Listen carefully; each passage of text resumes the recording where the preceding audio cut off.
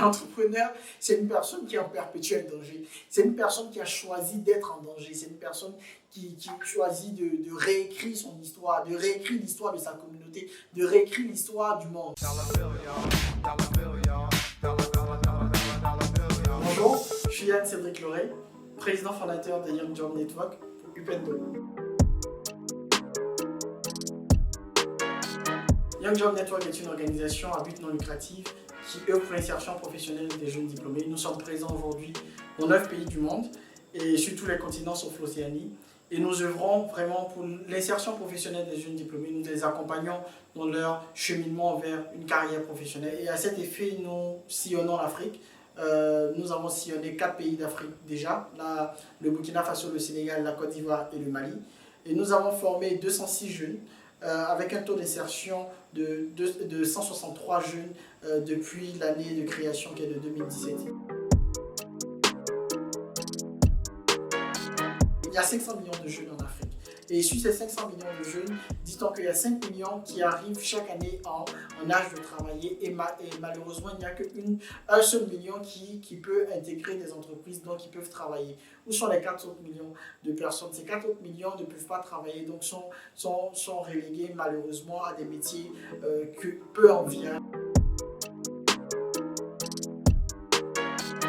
L'entrepreneur, c'est une personne qui est en perpétuel danger. C'est une personne qui a choisi d'être en danger. C'est une personne qui choisit de réécrire son histoire, de réécrire l'histoire de sa communauté, de réécrire l'histoire du monde.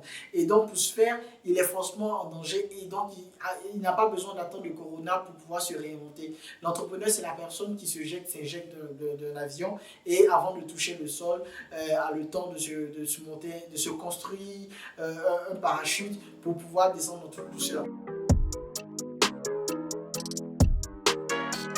Le Covid nous dit, il y a encore des problèmes. Et s'il y a des problèmes, il y a des solutions. Donc c'est à vous de travailler, de faire tourner les cerveaux. C'est à vous de travailler encore plus pour pouvoir trouver des solutions à tous ces problèmes-là. Le Covid a soulevé un chapelet de problèmes. C'est pas que le problème sanitaire, mais il y a aussi le problème de la connectivité. Il y a aussi le problème du service. Il y a aussi le problème du transport. Comment est-ce que tout cela peut être amélioré? Et nous, dans notre cas particulier, dans le cadre de la formation, parce que c'est de la formation que nous dispensons aux jeunes, on a compris qu'il y a des besoins bien spécifiques qui se sont créés dans les entreprises. Et donc, c'est vers ces besoins-là que nous allons aujourd'hui orienter ces jeunes-là. Donc, nous allons trouver ces formations appropriées et adaptées pour leur apporter cela, afin que ces jeunes-là puissent répondre évidemment aux nouveaux défis que le Covid nous a créés, que le Covid nous a présentés, ou le Covid a justement relevé. Et voilà. Donc, nous, le Covid est une opportunité justement pour nous de nous réinventer, d'aller de l'avant, d'apprendre et de donner des solutions à ce monde qui a encore des problèmes. Le conseil que je vais amener à ces jeunes-là, c'est de continuer. Mais par contre, de faire leur bilan de compétences. Qu'est-ce que je sais faire? Qu'est-ce que je ne sais pas faire? Qu'est-ce que je veux faire? Qu'est-ce que je ne veux pas faire? Où est-ce que je veux travailler? Où est-ce que je ne veux pas travailler? Pourquoi est-ce que je veux travailler là? Et pourquoi est-ce que je ne veux pas travailler là? De faire le bilan, de savoir exactement qui est-ce qu'ils sont. Donc, de savoir quelles sont leurs compétences, mais qui est-ce qu'ils sont eux-mêmes? Qu'est-ce qu'ils veulent faire dans leur vie? Et de se réconcilier avec eux-mêmes, de se comprendre eux-mêmes pour pouvoir rebondir beaucoup plus fort sur le marché du travail demain.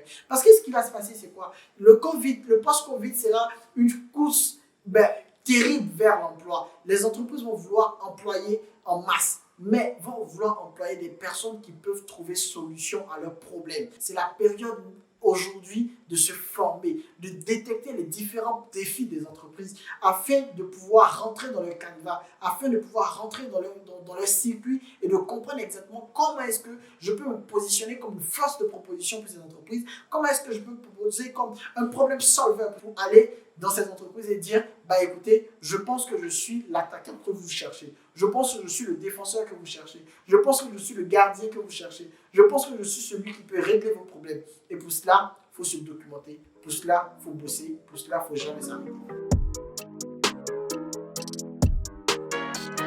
Quelque chose que je dis toujours, c'est Dieu fait grâce. Jusqu'à ce que je me rende compte qu'en breton, Yann me dit Dieu fait grâce. Et ça, c'est quelque chose que je ne savais pas. Et quand j'ai été en France dernièrement et en Bretagne, on m'a dit, tu t'appelles Yann, Yann, ça veut dire Dieu fait grâce. Je ne savais pas. Dieu fait grâce et je fonce toujours. y a deux réponses que l'on peut donner lorsqu'on demande quelque chose. C'est oui ou c'est non. Et il n'y a rien à avoir honte de demander, à avoir peur de demander, à avoir peur d'échouer. Parce que ce qui fait que nous avançons, c'est de tomber. Et quand nous tombons, nous nous rendons compte que tomber, ça blesse, tomber, ça fait mal. Et donc, on s'empêche de tomber. Et donc, on marche dans l'excellence pour pouvoir produire des choses, on va dire, bien évidentes. Donc, le mot que je partage avec vous, c'est « Dieu fait grâce ». C'est ça qui est la vérité.